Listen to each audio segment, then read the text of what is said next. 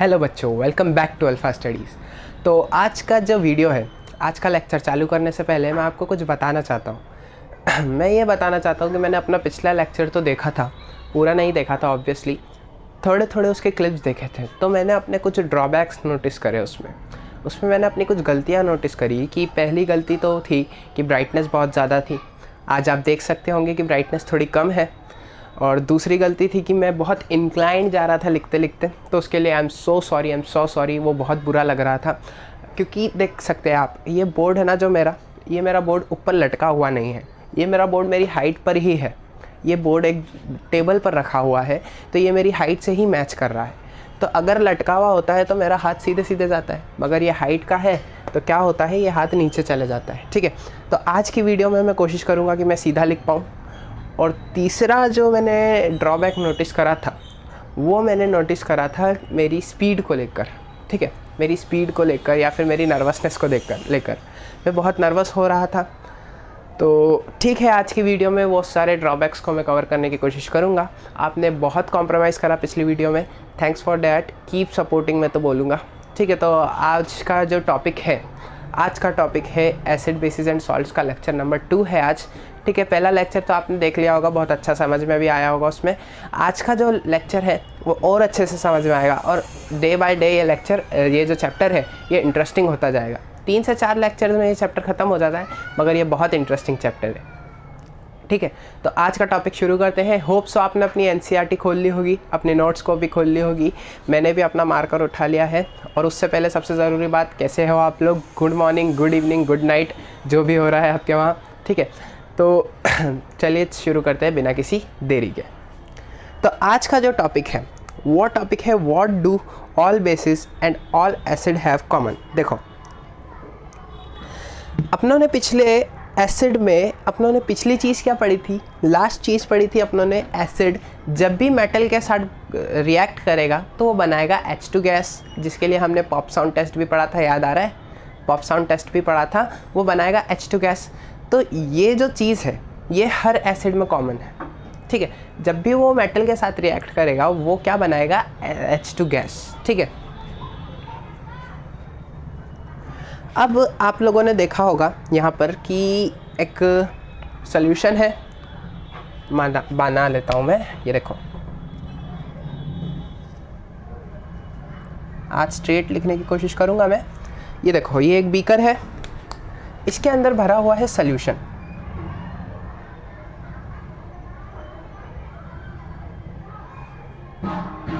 ठीक है, अब ये जो सॉल्यूशन है इसके अंदर रखा हुआ है एक कॉपर का प्लेटफॉर्म, और उसके ऊपर लगे हुए हैं 2 नेल्स। नेल्स मतलब कीलें, आप समझते होंगे घर पे जो अपन कील ठोकते हैं उसे हम कहते हैं नेल। अब ये जो सॉल्यूशन है ये सॉल्यूशन है डाइल्यूट HCl का, है ना। और ये जो सॉल्यूशन है, सॉल्यूशन बोल रहा हूँ, और ये जो है ये है नेल्स। हम इसकी जगह कॉपर भी लगा सकते थे, पहले आपको बताया था मैंने। ये है नेल्स, और ये जो है ये है रबर कॉर्क।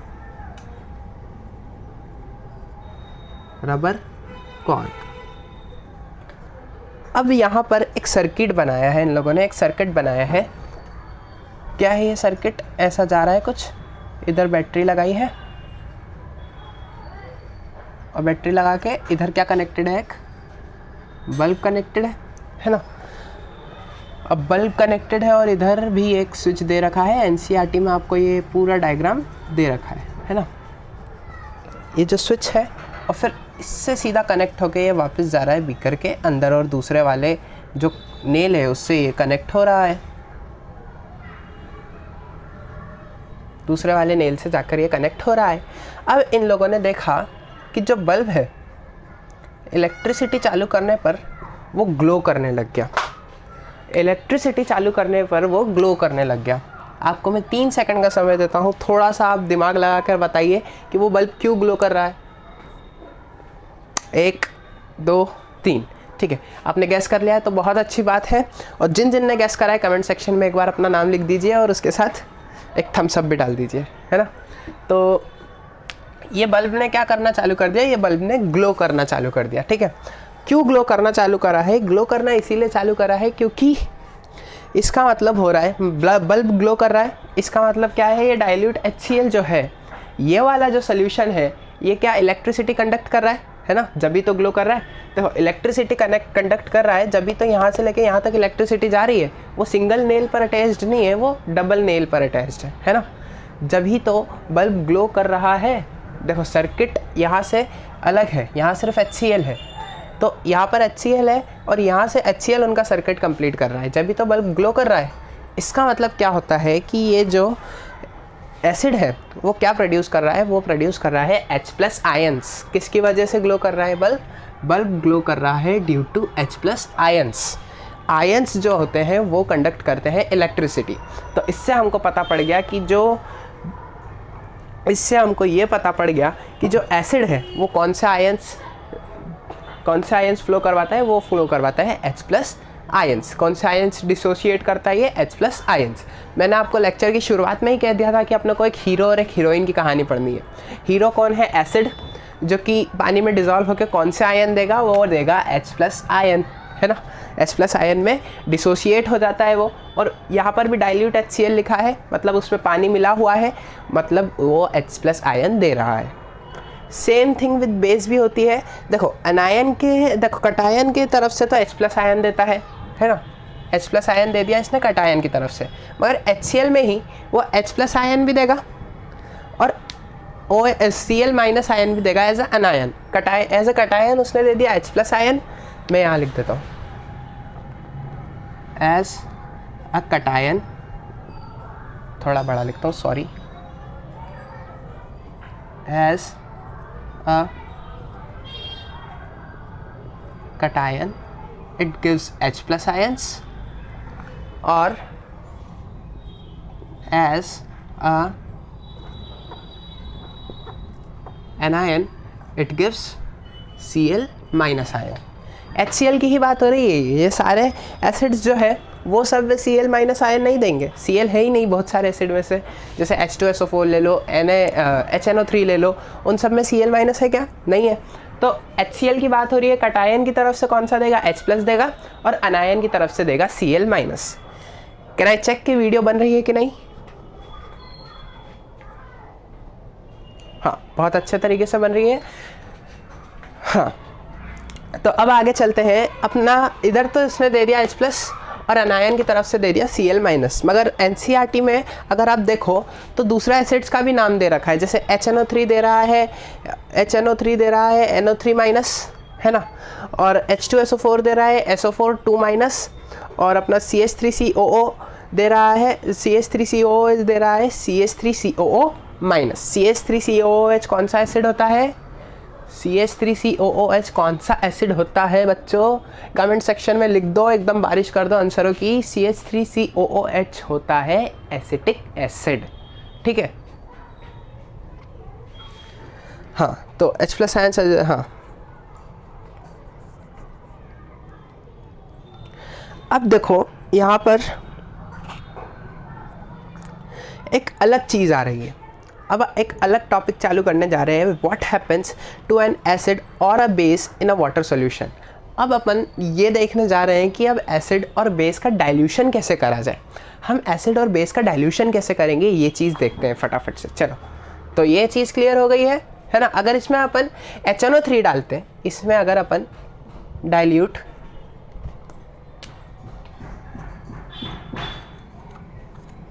HNO3 डालते तो बोलो फटाफट, एज अ कटायन तो कॉमन रहेगा H+ आयन, और एज अ अनायन क्या आएगा, NO3-।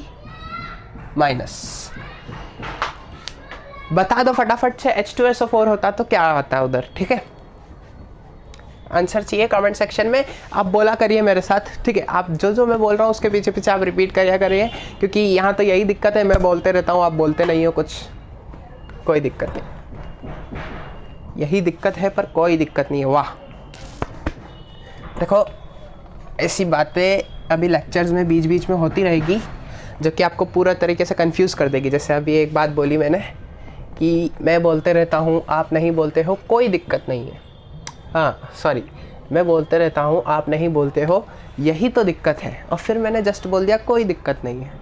तो ऐसी बहुत सी बातें होगी जो आपको एकदम कंफ्यूज करके रख देंगी। कोई बात नहीं, समझ जाओगे आप लोग मुझे भी बहुत जल्द, ठीक है। तो what happen to an acid और a base in a water.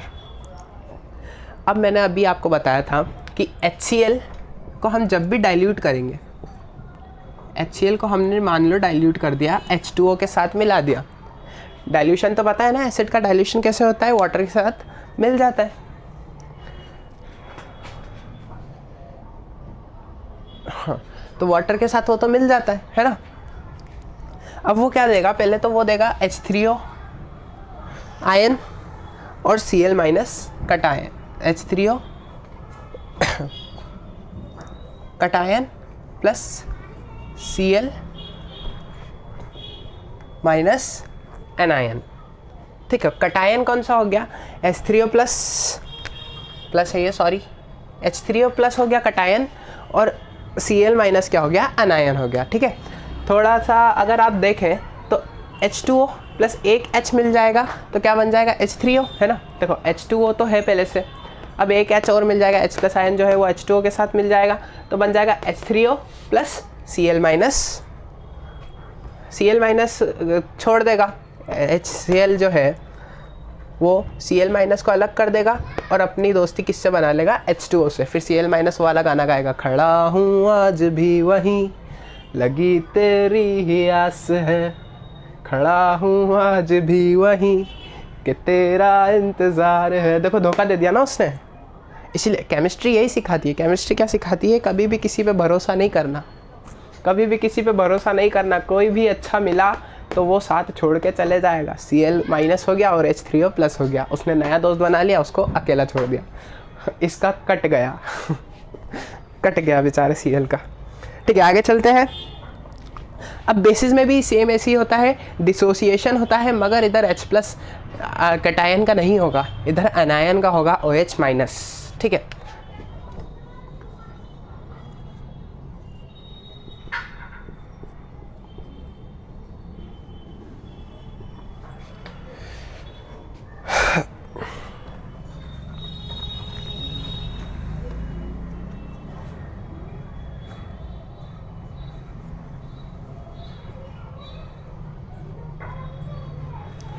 ये इक्वेशन होगी अपने इसकी NaOH की। अगर इसमें अपन वाटर को एरो के ऊपर लिखना सही रहेगा,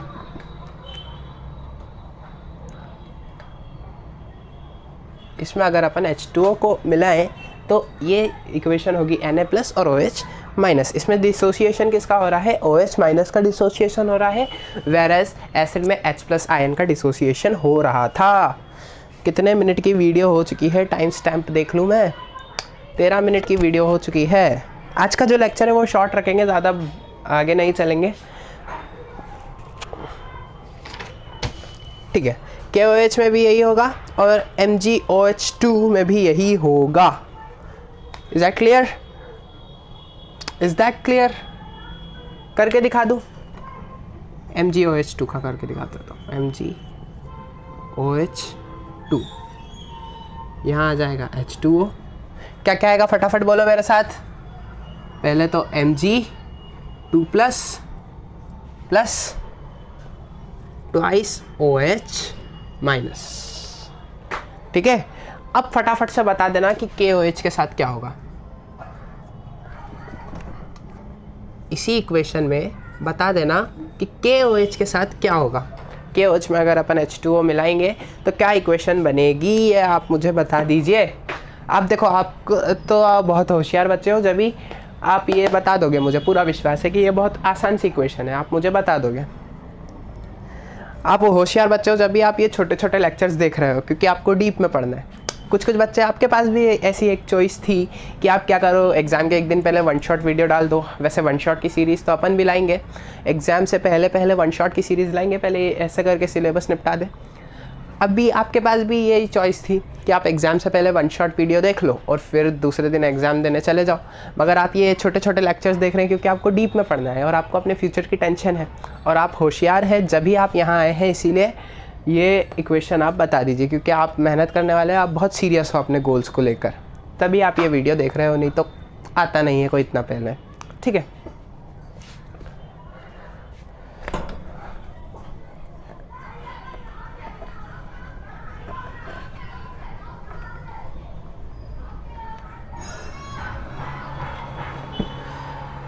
हाँ, तो नेक्स्ट इसमें इक्वेशन दी है एनसीईआरटी में एसिड प्लस बेस की, एसिड प्लस बेस की, ये मिलकर बनाते हैं एक तो salt plus water.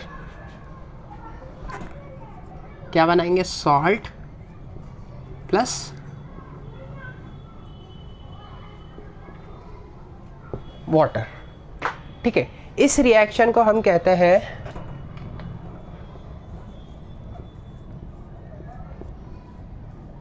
Neutralisation reaction. Acid plus base की जो रिएक्शन होती है उसे हम कहते हैं न्यूट्रलाइजेशन रिएक्शन। ये नाम याद रखना, ये नाम इम्पॉर्टेंट है, एग्जाम्स में पूछ लिया जाता है कि एसिड प्लस बेस की रिएक्शन को हम क्या कहते हैं। एसिड प्लस बेस की रिएक्शन को हम कहते हैं न्यूट्रलाइजेशन रिएक्शन। ठीक है, तो सॉल्ट प्लस H2O, एग्जाम्पल लेते हैं अपना प्यारा HCl प्लस अपना स्ट्रॉन्ग बेस NaOH, क्या बनाएगा? NaCl, सॉल्ट तो बन गया अपना NaCl, घर का नमक टाटा नमक, और फिर बन गया H प्लस H2H, तो क्या हो गया? H2 और एक O H2O, ये बन गया हमारा वाटर। ठीक है, acid plus base give salt plus water. Equation को सिद्ध कर दिया अपनों ने, वापस से करना है क्या? एक और एसिड का वो लेना है क्या? एक और एसिड प्लस बेस का करवाना है क्या? करवा दूं? चलो करवा देता हूं।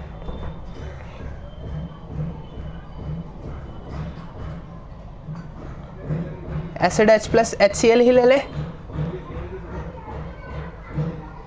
एसिड HCl ले लेते हैं अपना, मान लो बेस KOH है, बेस है KOH, HCl प्लस KOH, तो यहाँ क्या बन जाएगा? KCl प्लस H2O, यहाँ बन जाएगा हमारा KCl प्लस H2O। समझ आया इतना? अच्छा टॉपिक है, आसान टॉपिक है, ये तो समझ आ ही गया होगा आपको। न्यूट्रलाइजेशन रिएक्शन किसे कहते हैं? एसिड प्लस बेस की रिएक्शन को हम कहते हैं न्यूट्रलाइजेशन रिएक्शन। ठीक है,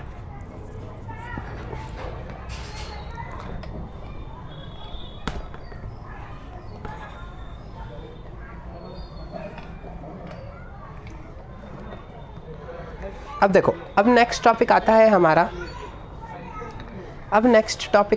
हमारा, कि dilution of acid. Dilution of acid का जो टॉपिक है वो नेक्स्ट आता है। डाइल्यूशन ऑफ एसिड क्या होता है? जो एसिड है और बेस है उनको अगर हम डाइल्यूट करते हैं, dilution of acid and base, अगर हम उनको डाइल्यूट करते हैं तो एक साथ नहीं डालते हैं। मान लो एसिड है, आपको उसको डाइल्यूट करना है, तो एसिड में वाटर नहीं डाल सकते अपन। क्यों? क्योंकि ये रिएक्शन हाईली एक्सोथर्मिक रिएक्शन होती है। ये रिएक्शन कैसी होती है? हाईली एक्सोथर्मिक रिएक्शन होती है। ठीक है, आपने चैप्टर नंबर 1 में पढ़ा होगा, एक्सोथर्मिक रिएक्शन क्या होती है? एक्सोथर्मिक रिएक्शन वो रिएक्शन होती है जिसमें हाई मात्रा में हीट निकल रही हो। ठीक है, जिसमें हाई मात्रा में हीट निकल रही है वो रिएक्शन को हम कहते हैं एक्सोथर्मिक रिएक्शन। तो ये जो प्रोसेस होती है डाइल्यूशन की, ये हाईली एक्सोथर्मिक होती है, तो इसीलिए हमको इस प्रोसेस को थोड़ा थोड़ा करके अंजाम देना पड़ता है। मान लो आपके पास एसिड है, एसिड में अगर आपने वाटर डाल दिया तो ये बहुत ज़्यादा एक्सोथर्मिक होती है, इतनी ज़्यादा एक्सोथर्मिक होती है कि जो डाइल्यूट कर रहा है उसे भी हार्म करवा सकती है। तो इसीलिए हमको पहले वाटर लेना है, वाटर में थोड़ा थोड़ा एसिड करके घुमा घुमा के अपने को उसको डाइल्यूट करना है। ठीक है, क्या करेंगे? डाइल्यूशन करने के लिए एसिड प्लस वाटर करेंगे क्या? बिल्कुल नहीं, इससे क्या हो जाएगा, ये गलत हो जाएगा। हम डाइल्यूशन के लिए क्या करेंगे, H2O में क्या करेंगे, थोड़ा थोड़ा सा एसिड मिलाते जाएंगे। तो ये जो रिएक्शन है ये एकदम 100% सही है। ठीक है, हाँ, वीडियो कितने मिनट की हो चुकी है? 20 मिनट की हो गई है, 10 मिनट की वीडियो और बची है। टाइम स्टैम्प है 20 मिनट्स। H2O प्लस वाटर करेंगे? बिल्कुल नहीं करेंगे, इससे जो डाइल्यूशन करवा रहा है उसको भी चोट पहुंच सकती है, उसको भी हार्म हो सकता है। मगर ये जो तरीका है ये बिल्कुल सही है, इससे आपको हार्म नहीं पहुंचेगा। मगर सतर्क रहना तो इसमें भी ज़रूरी है। पता पड़ा H2O लिया आपने, उसमें एक साथ एसिड डाल दिया, ऐसा नहीं होता है, फिर भी एक्सोथर्मिक रिएक्शन रहेगी। बात तो वही पड़ी ना, एक्सोथर्मिक रिएक्शन तो वो भी रहेगी, ये भी हाईली एक्सोथर्मिक है, ये भी हाईली एक्सोथर्मिक है। पर इसमें क्या करवा रहे हैं हम, रिएक्शन स्लो करवा रहे हैं, धीरे धीरे रिएक्शन करवा रहे हैं, है ना। तो इसीलिए ये नहीं होगा, इससे अपनों को हार्म नहीं होगा। और सेम बेसिस के साथ भी है, ऐसा ही नहीं कि सिर्फ ये एसिड्स पे एप्लीकेबल है, सेम बेसिस के साथ भी एप्लीकेबल है।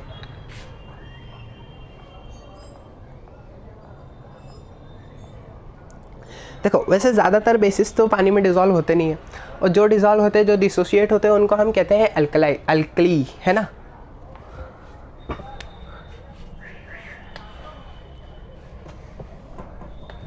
ज़्यादातर बेसिस पानी में डिज़ोल्व नहीं होते हैं, मगर जो डिज़ोल्व होते हैं उनको हम कहते हैं alkali basis which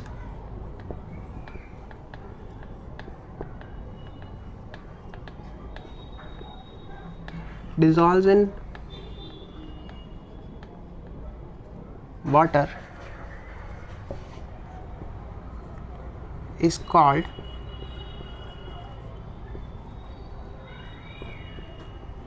alkali।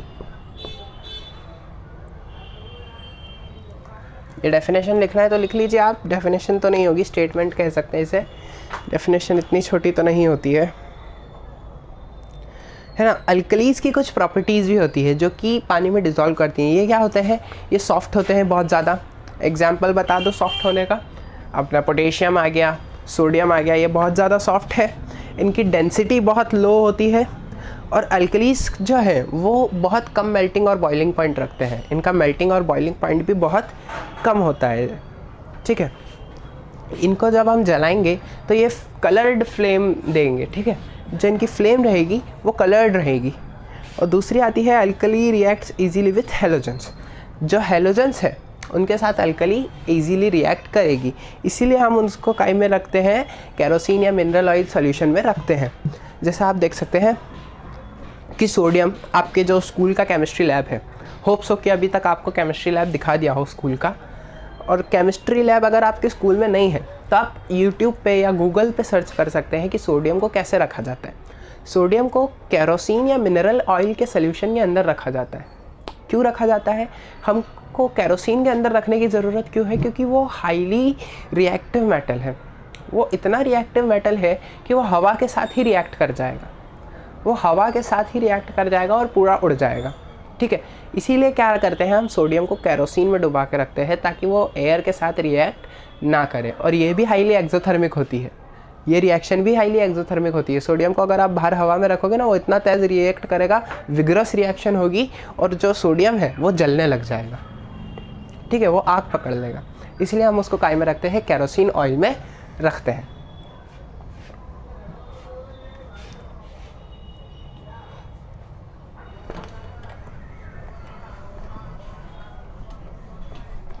Hope कि आपने ये सब लिख लिया होगा। अगर आपको लिखना है तो स्कूल के नोट्स से पढ़ रहे हो, कोई दिक्कत नहीं है। चलो आगे चलते हैं।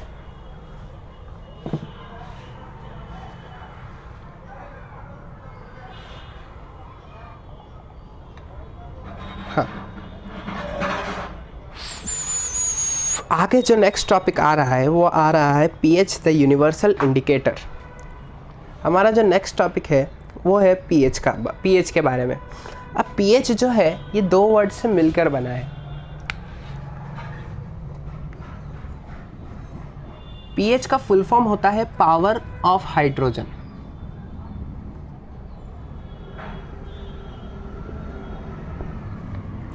पीएच में पी का जो मतलब है उसे हम कहते हैं पोटेंस। पी जो है वो पोटेंस के लिए डिनोटेड होता है। पोटेंस क्या है? पोटेंस एक जर्मन वर्ड है। Potence is a German word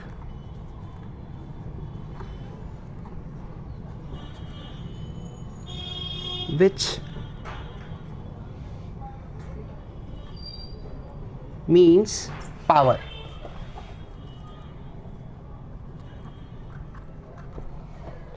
ठीक है, दिख रहा है? हाँ, थोड़ा इंक्लाइंड अभी भी हुआ है, मगर आज ज़्यादा इंक्लाइंड नहीं हुआ है, कम से कम इंक्लाइन करने की कोशिश करी है मैंने। तो पोटेंस एक जर्मन वर्ड है जिसका मतलब होता है पावर। ठीक है, तो पावर ऑफ हाइड्रोजन को हम कहते हैं पीएच।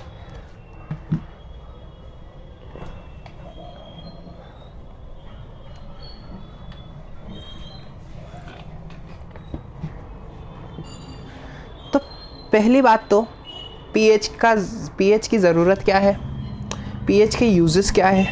ठीक है, तो पीएच जो होता है वो एक स्केल होती है जो कि क्या डेवलप करती है, concentration of hydrogen ions. PH जैसा इसके नाम में भी पता पड़ गया था हमें, पीएच का फुल फॉर्म होता है पावर ऑफ हाइड्रोजन। तो ये क्या मेजर करती है? ये मेजर करती है कॉन्सेंट्रेशन ऑफ हाइड्रोजन पावर। ठीक है, हाइड्रोजन आयंस, सॉरी देखो बोला था ना, कुछ कंफ्यूज करने वाली चीज़ें मिलेगी। कॉन्सेंट्रेशन ऑफ हाइड्रोजन पावर बोला मैंने, फिर मुझे याद आया कि हाइड्रोजन पावर नहीं, हाइड्रोजन आयंस। कैमरे के सामने मैं बहुत ज़्यादा नर्वस हो जाता हूँ, तो कुछ ऐसी चीज़ें आपको मिलेगी जिससे आपकी हंसी छूट सकती है, जिससे आप कंफ्यूज हो सकते हो, जिससे आप सोच सकते हो कि ये सर को क्या हो गया, तो पागल हो गए, है ना। तो इसीलिए थोड़ा कोऑपरेट करिए। तो पीएच का मतलब होता है power of hydrogen.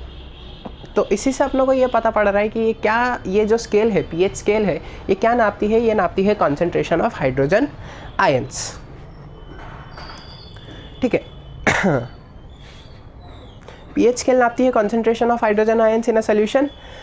The P, हाँ, पोटेंस, और फिर ये तो बता दिया मैंने, द पी जो होता है पीएच का, वो पोटेंस के लिए स्टैंड करता है, और एच मतलब power of hydrogen. P potence, और पी का पोटेंस एक जर्मन वर्ड होता है, और इसका हिंदी मतलब क्या, हिंदी बोल रहा हूँ, इंग्लिश मतलब क्या होता है? Power of hydrogen. तो पीएच स्केल जो है वो कहाँ से कहाँ तक रेंज करती है? वो रेंज करती है 0 से 14 तक। इसका न्यूट्रल पॉइंट क्या होता है? इसका न्यूट्रल पॉइंट होता है 7 के इस तरफ जितने भी, अगर 7 के इस तरफ पीएच अगर आ रहा है किसी सॉल्यूशन का, तो वो सॉल्यूशन है एसिडिक, और इस तरफ जा रहा है तो वो सॉल्यूशन होगा बेसिक। ठीक है, ये पीएच स्केल है।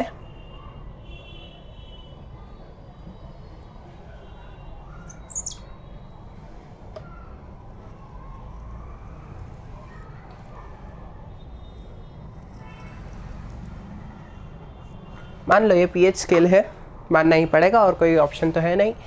यहाँ बीच में आ रहा है 7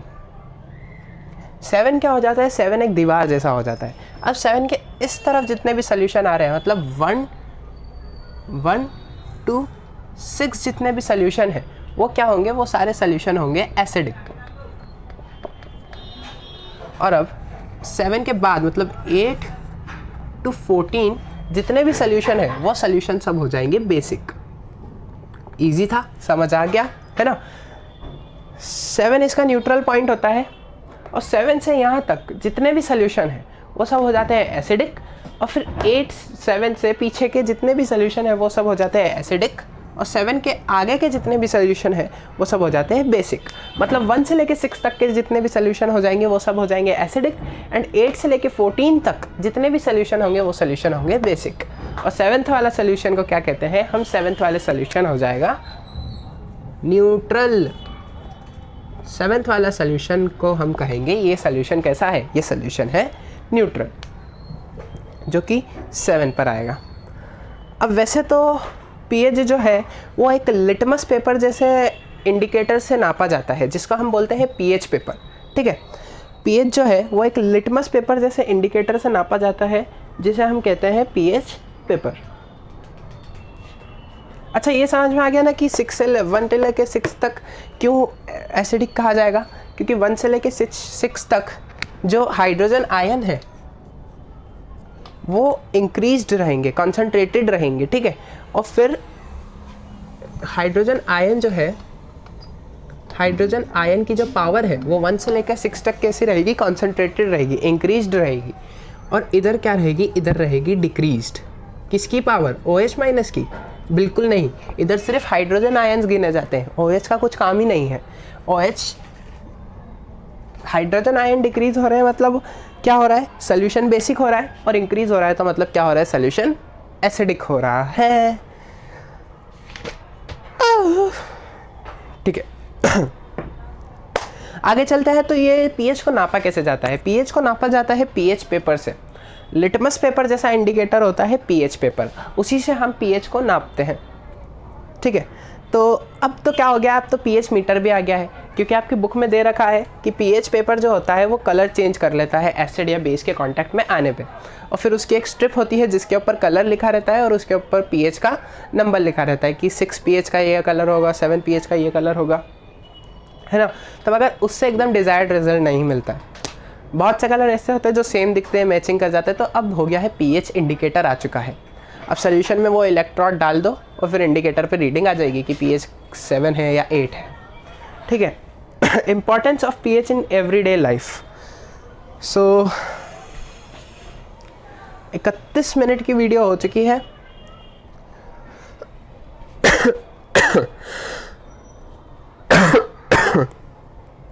करवा दिया जाए, आप लोग बोलो तो ये टॉपिक करवा दिया जाए।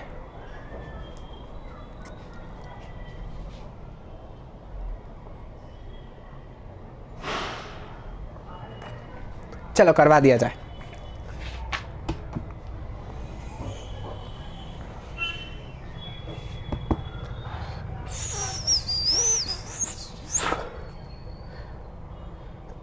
ठीक है, तो इम्पोर्टेंस ऑफ पीएच करवा देते हैं, इसके बाद अपन वीडियो को ख़त्म करेंगे।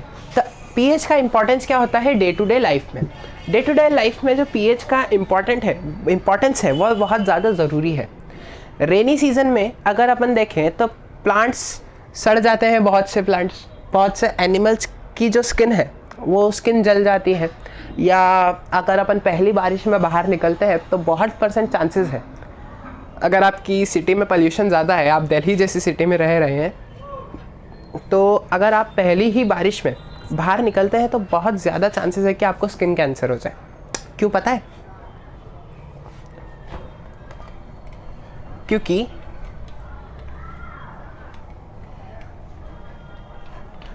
जितना भी हम साल भर पोल्यूशन करते हैं ना, वो सब धुएं के रूप में जाके ऊपर बादलों के फॉर्म में इकट्ठा हो जाता है, और जब पहली बारिश आती है तो वो बादलों के साथ मिलकर नीचे आ जाती है, ठीक है। बारिश क्या होती है, बादलों के साथ मिलती है और नीचे आ जाती है, तो जो पोल्यूशन है वो इनडायरेक्टली अपनी बारिश बनकर नीचे आ रहा है। तो पोल्यूशन क्या करता है, रेन को एसिडिक कर देता है। जो अपनों ने पोल्यूशन फैलाया है वो रेन के साथ मिलकर नीचे आ जाता है, तो रेन कैसी हो जाती है, एसिडिक। आप रेन वाटर का पानी लीजिए, और अगर रेन वाटर का पानी 5.5 से कम आ रहा है, रेन वाटर का पीएच अगर 5.5 से कम आ रहा है तो वो हो जाएगी एसिड रेन। याद रखिए ये स्टेटमेंट, आप कॉपी पे लिख लीजिए कहीं कोने में कि अगर रेन वाटर का पीएच 5.5 से कम है ना, पीएच अगर 5.5 है या लेस देन 5.5 है, यहाँ लिख देता हूँ मैं, पीएच लेस देन 5.5, तो एसिड रेन हो जाएगी। वो रेन कैसी रेन है, वो रेन है एसिड रेन, जिससे प्लांट्स को तो बहुत फ़र्क पड़ता ही है, मरीन एनिमल्स को भी, एक्वाटिक एनिमल्स को भी बहुत ज़्यादा फ़र्क पड़ता है। उनकी जो समुद्र है या नदी है उसमें ये एसिड रेन मिल जाती है, और उस समुद्र के या नदी के पानी को भी एसिडिक कर देती है, जिससे उनकी हेल्थ पे बहुत ज़्यादा फ़र्क पड़ता है, ठीक है। What is the pH of the soil in your backyard, ठीक है। तो पीएच का जो सॉइल है फिर गलती कर दी। देखो मैं एंग्शियस बहुत रहता हूँ कैमरे के सामने, तो इसीलिए थोड़ा कोऑपरेट करने के लिए आपको कहता हूँ। पीएच का जो सॉइल है, ये चीज़ वापस आपको कंफ्यूज कर देगी, मगर सॉइल का जो पीएच है, ये कहना चाह रहा था मैं। सॉइल का जो पीएच है ये भी बहुत मायने रखता है खेती बाड़ी वाले काम में। अगर आपको पीछे बैकयार्ड में अपना पेड़ उगाना है ना, तो सॉइल का जो पीएच है वो एक मेंटेन रहना चाहिए, वो मेंटेन रहेगा, ठीक है। अगर पीएच सॉइल का जो पीएच है वो ज़्यादा एसिडिक हो गया तो प्लांट नहीं उगेगा, वो ज़्यादा बेसिक हो गया तो प्लांट नहीं उगेगा। तो सॉइल का जो पीएच है वो भी मेंटेन रहना चाहिए। तो पीएच का एक और काम आ गया अपने सॉइल में, ठीक है। सॉइल में, खेती बाड़ी में भी पीएच का बहुत बड़ा काम है। PH in our digestive system, ठीक है। अपने जो डाइजेस्टिव सिस्टम है उसमें भी पीएच का बहुत कारण है, उसमें भी पीएच का बहुत ज़्यादा वो होता है, इम्पॉर्टेंस होता है। अपन बोलते हैं ना एसिडिटी हो गई, क्यों कहते हैं ऐसा? क्योंकि पेट के अंदर का जो एसिड है अगर वो एक्सेस मात्रा में निकल जाए तो पेट का जो पीएच है वो एसिडिक हो जाएगा, पेट का जो मीडियम है वो पूरा एसिडिक हो जाएगा। और फिर अपन क्या करते हैं, बेसिस खाते हैं, एंटासिड्स खाते हैं। एंटासिड मतलब बेसिस लेते हैं, फिर अपन बोलते हैं ना इनो विनो लेते हैं, वो सब अपने बेसिस होते हैं, वो अपन बेसिस लेते हैं और फिर वो जाके न्यूट्रलाइजेशन रिएक्शन करते हैं, फिर वो न्यूट्रलाइज होता है और अपना पेन जो है वो कम होता है। अपने क्लास 10th बायोलॉजी का चैप्टर नंबर 1 है जो कि अभी हम साथ में पढ़ेंगे, वो बहुत बड़ा चैप्टर है, लाइफ प्रोसेस। लाइफ प्रोसेसेस में पढ़ाऊंगा। लाइफ प्रोसेस में आपने पढ़ा होगा, हाँ, लाइफ प्रोसेस में आपने पढ़ा होगा कि अपना जो पेप्सिन होता है, अगर आपने स्कूल में पढ़ा है तो अच्छी बात है, नहीं पढ़ा है तो मैं एक छोटा सा पार्ट बता देता हूँ। अपने पेट में एक एसिड, एक एंजाइम होता है जिसे हम कहते हैं पेप्सिन, ठीक है। पेप्सिन कहते हैं, उसे एक्टिवेट करने के लिए पेट का जो मीडियम है वो एसिडिक होता है, फिर वो एक्टिवेट होकर पेप्सिनोजिन हो जाता है, पेप्सिनोजिन हो जाता है। अब यहाँ पर डाइजेशन में काम करता है ये पेप्सिन। किसकी वजह से एक्टिवेट हुआ? मीडियम एसिडिक हुआ तो ये एक्टिवेट हुआ, बेसिक मीडियम में एक्टिवेट नहीं होता है। और फिर जो बाइल जूस है वो वापस पेट में आता है एसिडिक मीडियम को न्यूट्रलाइज करने, और फिर मीडियम क्या हो जाता है? न्यूट्रल हो जाता है, ठीक है। एग्जैक्ट न्यूट्रल तो नहीं होता है मगर न्यूट्रल हो जाता है। एसिडिटी होती है तो अपन बोलते हैं ना कि milk of magnesia, magnesium hydroxide का सोल्यूशन मिल्क ऑफ मैग्नीशिया जिसे कहते हैं, वो अगर अपन उसका सेवन करें तो ये भी पेन से रेड करेगा। रेड मतलब छुटकारा दिलवाएगा, ठीक है। कौन सी रिएक्शन होती है? वो रिएक्शन होती है न्यूट्रलाइजेशन रिएक्शन। बहुत बढ़िया बच्चों। नेक्स्ट है अपना pH as the cause of tooth decay. देखो ये जो है ना, ये बहुत वो है, एक अच्छा टॉपिक है, टूथ डिके। अब इसमें आपको पता पड़ेगा कि हम टूथपेस्ट क्यों यूज़ करते हैं। हम टूथपेस्ट क्यों यूज़ करते हैं? दांतों को मजबूत बनाने के लिए, वो तो एक फैक्टर हो गया, मगर हम टूथपेस्ट यूज़ करते हैं न्यूट्रलाइजेशन रिएक्शन करने के लिए। अपन रात भर सोते हैं मुंह खोल के, हाँ ऐसे करके सोते हैं ना रात भर, तो रात भर क्या होता है, बहुत से माइक्रो ऑर्गेनिजम्स, माइक्रोब्स अपने जो टूथ है, टीथ है, उसके ऊपर बैठ जाते हैं और उसके ऊपर जो खाने के पार्टिकल्स होते हैं उनको वो खाते हैं, उनको वो डाइजेस्ट करवाते हैं। अपने माउथ में भी बहुत सारे माइक्रोब्स आ जाते हैं और जो खाने के पार्टिकल्स बचे हुए रहते हैं उनको वो डाइजेस्ट करवाते हैं। तो ऑब्वियस सी बात है, माइक्रो ऑर्गेनिज्म है तो लिविंग थिंग है, लिविंग ऑर्गेनिज्म है। अब लिविंग ऑर्गेनिज्म है तो वो क्या करते हैं, वो उनका जो एक्सक्रीशन वाली प्रोसेस है वो भी हमारे माउथ में ही करते हैं। उनकी जो एक्सक्रीशन वाली प्रोसेस है वो भी हमारे माउथ में ही होती है। तो वो क्या करती है, वो जो अपने माउथ का पीएच है वो क्या बना देती है, वो एसिडिक बना देती है। सुबह तक अपने माउथ का पीएच एसिडिक हो जाता है, अपने माउथ के अंदर का जो पीएच है, मीडियम है, वो एसिडिक हो जाता है। अब टूथपेस्ट अपना होता है बेसिक, तो अपन क्या करते हैं, अपन एसिडिक जो टूथपेस्ट अपना बेसिक होता है, अब अपन एसिडिक मीडियम को न्यूट्रलाइज करते हैं बेसिक टूथपेस्ट से दांत मांजकर। अब आपके दिमाग में ये आ रहा होगा कि सर ये दांत मांजना क्यों है, हम एसिडिक मीडियम में ही नहीं रह सकते क्या? हम एसिडिक मीडियम में इसलिए नहीं रख सकते टूथ को क्योंकि जो टूथ के ऊपर एक पतली सी लेयर होती है, ठीक है, एक टूथ के ऊपर एक पतली सी लेयर होती है, वो जिसे डिज़ोल्व करना चालू कर देते हैं। वो लेयर किसकी होती है, आपके एनसीईआरटी में लिखी हुई है, लेयर होती है कैल्शियम फॉस्फेट की, सॉरी फॉस्फेट बोल रहा हूँ, फॉस्फेट की, कैल्शियम फॉस्फेट की वो लेयर होती है, कैल्शियम फॉस्फेट।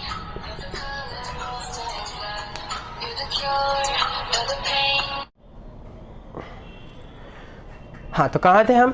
अपने जो, सॉरी वो गाना बजने लग गया था, फ़ोन आ गया था असल में किसी का। ठीक है, जो अपना टूथ है उसके ऊपर लेयर होती है कैल्शियम फॉस्फेट की, जिसे हम कहते हैं टूथ इनेमल। ये एक बहुत पतली सी लेयर होती है जो कि हमारे टूथ को बचा कर रखती है सड़ने से, टूथ डिके नहीं होने देती है। अब ये डिज़ोल्व हो जाएगी तो क्या होगा, टूथ जो ओरिजिनल टूथ है वो सामने आ जाएगा और वो क्या होगा, वो डिके हो जाएगा। तो इसीलिए हम क्या करते हैं, न्यूट्रलाइजेशन रिएक्शन करते हैं, एसिडिक मीडियम को बेस से रिएक्ट करवा के न्यूट्रलाइजेशन रिएक्शन करवाते हैं। ठीक है, self defence by animals and plants through chemical warfare. अब आपने देखा होगा हनी बी, चींटी या कोई सा भी एनिमल काटता है तो आपको खुजली चलती है। क्यों चलती है? क्योंकि वो अपनी बॉडी में एक एसिड छोड़ देती है, अपने सेल्फ डिफेंस के लिए अपनी बॉडी में एक एसिड छोड़ देती है, हम जिसे कहते हैं मेथेनोइक एसिड या फॉर्मिक एसिड। मेथेनोइक एसिड और फॉर्मिक एसिड है ना, जो सेल्फ डिफेंस के लिए एनिमल्स जैसे हनी बी हो गया, एंट्स हो गई, वो क्या करती हैं, अपने बॉडी के अंदर एसिड छोड़ देती हैं, हम जिसे कहते हैं मेथेनोइक एसिड। आपने देखा होगा प्लांट्स रहते हैं कुछ जिनका अपन टच कर दो तो खुजले मचना चालू कर देती है ना, खुजली मचना चालू हो जाती है, बहुत हम खुजालते रहते हैं फिर दिन भर। वो कौन सा एसिड छोड़ देते हैं अपने अंदर, मेथेनोइक एसिड छोड़ देते हैं। तो पीएच का इधर भी बहुत बड़ा इंपॉर्टेंट रोल हो गया कि सेल्फ डिफेंस ऑफ प्लांट और एनिमल्स। ठीक है, तो आज के लिए बस इतना ही, आज का टॉपिक इतना ही था, आज का लेक्चर इतना ही था। देखो, अब जाने से पहले मैं कहना चाहूँगा कि आपको ये सब रिवाइज तो करना पड़ेगा, इन सब चीज़ों की प्रैक्टिस करनी पड़ेगी। आप अभी लेक्चर देख रहे हो, आपको लग रहा है कि इन सब चीज़ों की क्या ही प्रैक्टिस करूँ, ये सब तो आता है ना, ये सब तो आपको लेक्चर देखते टाइम आता है, मुझे भी आता था। मगर क्या होता था, रात तक अगर मैं देखूँ तो मैं कुछ चीज़ें भूल जाता था। तो इसीलिए आपको प्रैक्टिस करना बहुत ज़रूरी है। जब तक आप इसकी प्रैक्टिस नहीं करोगे ना, तब तक आपको चीज़ें क्रिस्टल क्लियर नहीं होगी। अभी चीज़ें आपको क्लियर हो गई है, मगर आप अगर नोट्स बनाकर, वैसा नहीं कह रहा कि 1 घंटा 1.5 घंटा बैठना ही है, आप भले ही आधा घंटा बैठ जाओ, मगर एक बार नोट्स को फटाफट से आप पलटा के देख लोगे ना, तो आपको ये चीज़ें क्लियर हो जाएगी, है ना। प्रैक्टिस करनी बहुत ज़रूरी है। प्रैक्टिस, आपने उसको जानते हो, माइकल जैक्सन बोल रहा हूँ, ब्रूस ली को। ब्रूस ली एक बहुत अच्छा फाइटर था, आप उसे जानते होंगे। उसका एक क्वाट है कि उसने कहा था, I am not afraid of a person who knows 10,000 ways how to kick, but I am afraid of a person who knows only 1 way to kick, but he practice that 1 way 10,000 times. उसने ये चीज़ कही थी कि वो ऐसे इंसान से नहीं डरता जो 10,000 वेज जानता है कैसे किक करे जाए, मगर वो एक चीज़ को ही इतना प्रैक्टिस करके उस एक चीज़ में ही इतना मास्टर हो जाए कि वो एक किक ही परफेक्ट मार पाए। ठीक है, तो प्रैक्टिस तो बहुत ज़्यादा ज़रूरी है। ठीक है, तो बस आज के लिए इतना ही। उससे पहले एक ज़रूरी बात याद रखना, ये चैनल फ्री है पर बेस्ट है।